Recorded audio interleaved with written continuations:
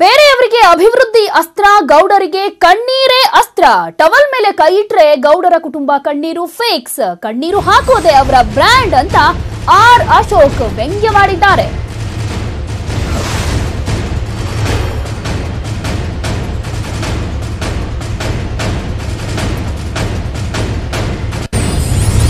ಬೇರೆಯವರಿಗೆ ಅಭಿವೃದ್ಧಿ ಅನ್ನೋದು ಅಸ್ತ್ರ ಆಗಿರುತ್ತೆ, ಆದ್ರೆ ದೇವೇಗೌಡರಿಗೆ ಕಣ್ಣೀರೇ ಅಸ್ತ್ರ.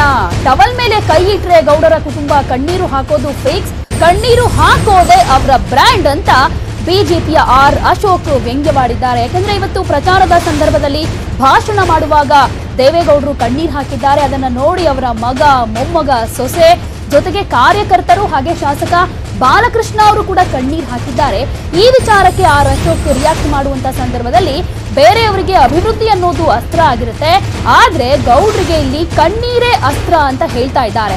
ಟವಲ್ ಮೇಲೆ ಕೈ ಇಟ್ರೆ ಗೌಡರ ಕುಟುಂಬ ಕಣ್ಣೀರು ಹಾಕೋದು ಫೇಕ್ಸ್. ಕಣ್ಣೀರು ಹಾಕೋದು ದೇವೇಗೌಡರ ಬ್ರ್ಯಾಂಡ್ ಅಂತ ಆರ್ ಅಶೋಕ್ ರಿಯಾಕ್ಟ್ ಮಾಡಿದ್ದಾರೆ.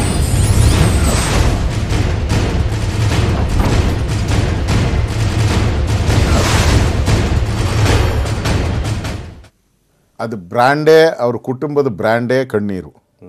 ಕಣ್ಣೀರ್ ಬ್ರ್ಯಾಂಡ್ ಅದು. ಈಗ ಬೇರೆ ಬೇರೆ ಇದೆಯಲ್ಲ, ಬುಕ್ ಬ್ರ್ಯಾಂಡು ಆ ಥರದ್ದೇನೇನೋ ಇದೆಯಲ್ಲ, ಹಂಗೆ ಕಣ್ಣೀರ್ ಬ್ರ್ಯಾಂಡ್ ಅದು. ಆ ಬ್ರ್ಯಾಂಡ್ಗಳನ್ನು ನೋಡಿ ನೋಡಿ ಜನ ಬೇಸರ ಆಗ್ಬಿಟ್ಟಿದ್ದಾರೆ. ಈ ಥರ ಕಣ್ಣೀರಿಗೆ ಯಾರು ಹೇಳಿದ್ರು ಇವತ್ತು? ಅಲ್ಲಿ JDS ಕಾರ್ಯಕರ್ತರನ್ನ ಮಂಡ್ಯದಲ್ಲಿ ನಿಲ್ಸ್ಬೇಡ ಅಂತ ಯಾರು ಹೇಳಿದ್ರು? ಹಾಸನದಲ್ಲಿ ನಿಲ್ಸ್ಬೇಡ ಅಂತ ಯಾರು ಹೇಳಿದ್ರು? ಇಲ್ವಾ? ಲಕ್ಷಾಂತರ ಜನ ಕಾರ್ಯಕರ್ತರಿದ್ದಾರೆ. ಅವ್ನು ಬಿಟ್ಬಿಟ್ಟು ನಿಮ್ಮ ಮಗನ್ನ ಮೊಮ್ಮಗನ್ನೆಲ್ಲ ನಿಲ್ಸ್ಬಿಟ್ಟು ಕಣ್ಣೀರ್ ಹಾಕಿದ್ರೆ ಜನ ಅಷ್ಟು ಮರಳಾಗಲ್ಲ. ಮೊದಲ ತರ ಇಲ್ಲ ಜನ ಈಗ. ಪ್ರಕಾರ ಯಾವುದೇ ಭಾವನಾತ್ಮಕ ಇದಿಲ್ಲ, ಅದರಲ್ಲಿ ಎಲ್ಲ ಡ್ರಾಮಾ ಅಂತೀರಾ? 100% ಡ್ರಾಮಾ. ಇದರಲ್ಲಿ ಏನು ಮುಚ್ಚುಮರೆ ಇಲ್ಲ. ಅವರು ಪ್ರತಿಯೊಬ್ಬರಿಗೂ ಗೊತ್ತು. ಅವರು ಏನಾರ ಟವಲ್ ಕೈ ಇಟ್ರು ಅಂದ್ರೆ ಅವ್ರು ಅಳ್ತಾರೆ ಅನ್ನೋದು ಎಲ್ಲರಿಗೂ ಗೊತ್ತಿದೆ. ಆದ್ರಿಂದ ಯಾರು ಅದನ್ನು